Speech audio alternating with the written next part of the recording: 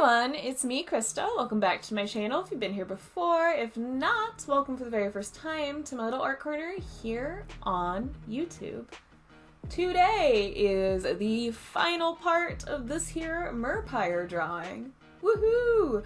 Part 4 ended up being it. This is technically 2 different sessions that I was able to get put together into one video. Unfortunately, there is about an hour or so of work that got lost footage-wise. I had some technical difficulties and I was not able to recover the footage, so I do apologize for that right now. Also, if you hear some strange breathing noise in the background, that is just one of the cats snoring. He is sleeping in a little cat bed I have in here, and he's snoring a tiny bit. I can hear him every so often. At this point in the drawing, we are picking up where we left off last time. I am mostly going to be working with the white gel pen. It's a Sakura one at this point.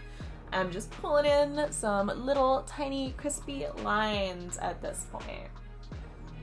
I will also be pulling in some other markers, and I will start adding the background by the end. A tissue paper looking thing that you see there is a piece of glassine. I'm keeping it underneath my hand. I used an ebony pencil, and those tend to smudge, especially because of how I draw. I rest my hand on a desk or usually on the piece of paper. I put this under my hand so that the oils in my hand do not mix with that graphite and make a big ol' smudgy gross mess. When I was doing the baselines before I started pulling in the white gel pen, I was trying to go for a more sinewy or muscular look. At this point, I'm going for something a little veinier. This is a look I like a lot for these kind of more horror-centered drawings. I think it adds something kind of interesting to more monster or creature designs, at least in my opinion.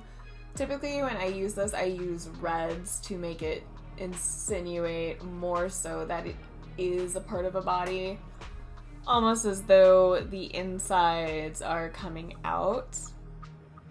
Want to give it that kind of creepy moment there. I think in this situation it reads a little differently. Since it looks like it's an aquatic creature, it almost feels like it's covered in an exoskeleton of coral reef, which I think is cool. I'm kind of just playing around and figuring out what it is as I go.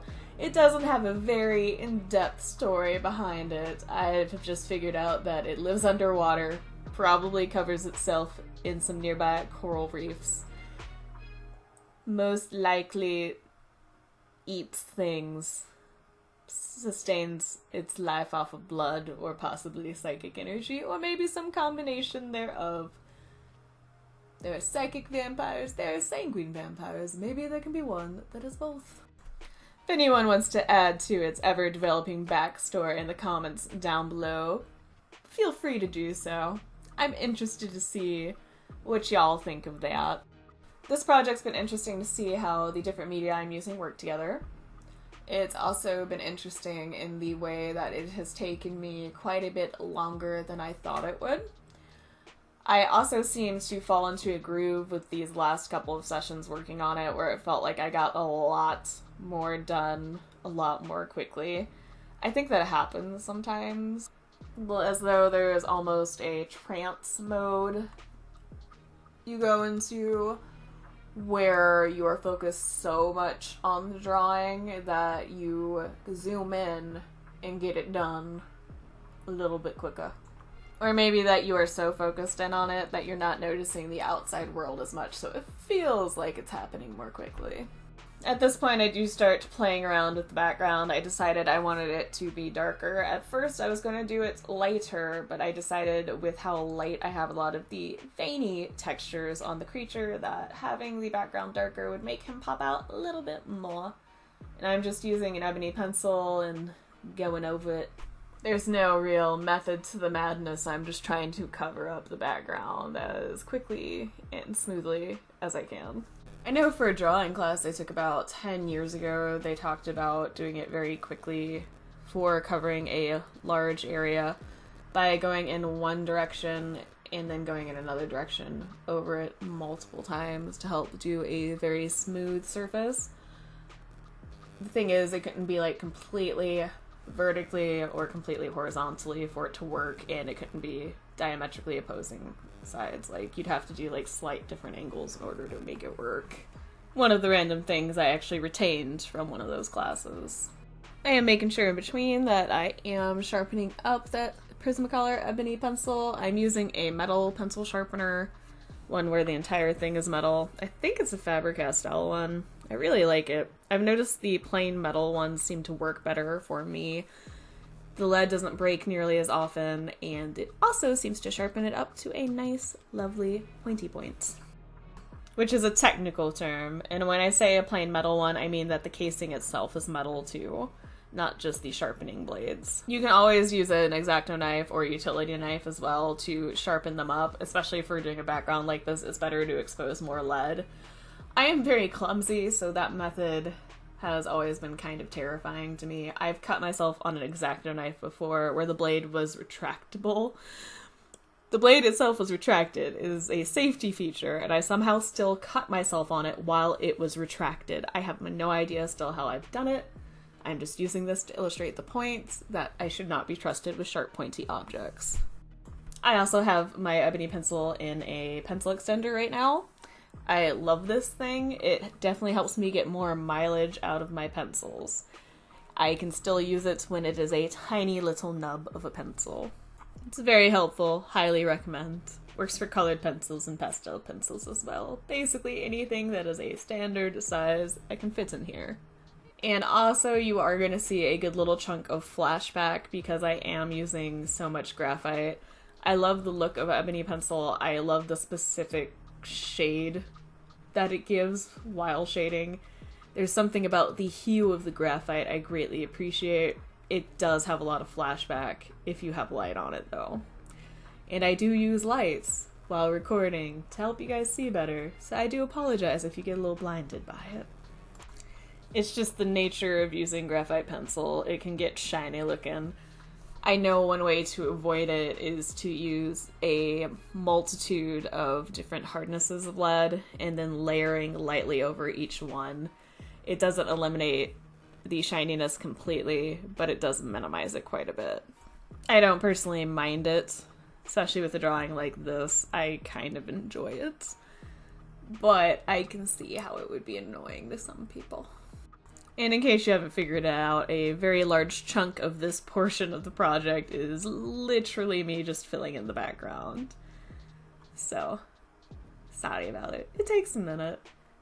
Unless you have a graphite stick and you use that, or decide to use some paint in the background. Actually, I have a graphite colored ink that would have worked pretty well. Oops. Hindsight's 20/20. At least the background is slowly but surely getting there. I think the tone of it works really well with how I have the creature set up. It being darker like this does make him pop out a significant amount more. Adds some nice little contrast. Also, while I'm doing the background, I am trying to keep the same level of pressure for the entire area, so I keep a consistent shade. Like with any kind of graphite drawing where you are using a pencil to shade, and especially if you're using the same hardness of graphite, you need to make sure that the pressure level is consistent. If you press harder, it gets darker. If you press lightly, it is lighter. You want to make sure if you want it to be basically the same, that you keep that same level of pressure going on. Soon with this drawing too, I flip it over so it's a little easier to get those last little edges shaded in. I do this a lot, and I used to actually do it more. I used to angle it around in all sorts of different ways just to make shading easier. It's one of the reasons that I am kind of bad about taping it down to a surface.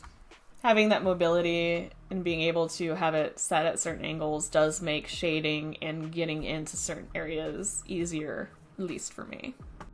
This is going to be posted on Friday, the Friday after Thanksgiving, so hopefully if you celebrate, you had a great turkey day. Even if you don't celebrate, I hope you still had a wonderful day. If you have been shopping for Black Friday, I hope you've been careful, gotten some good deals, and please just treat everyone who works in the stores with kindness, patience, and please just treat them like they're people. Please be respectful. And if you worked, you're awesome. Please also stay patient. Try to work through it. I know it can be difficult.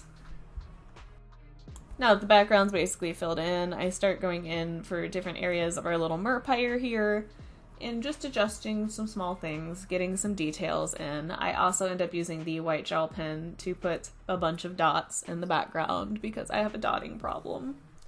It just needs to happen. I'll grow out of this phase eventually. Maybe. Maybe it'll be like the phase of growing out of drawing scary stuff that I still haven't grown out of quite yet. We'll see. This project ended up being a lot more than I thought it was going to be. It's interesting how to me it just started as me literally having no idea what I wanted to draw at all, but knowing I needed to make something. It just started as me kind of messing around in a sketchbook, and it became a fully realized idea that may or may not be played with again later, because, you know, that happens too. But yeah, the project is almost done, and this video is almost done. If you liked this video, please hit that like button. If you have any comments, questions, feelings, concerns, or you just want to mouth off, let me know in that comment section down below. If you want to see more videos like this, please feel free to subscribe. Thank you so very much for taking the time out of your busy day or night to watch this video. I greatly appreciate it. I look forward to hearing from you guys soon, and you will definitely be hearing from me soon. Bye, everybody!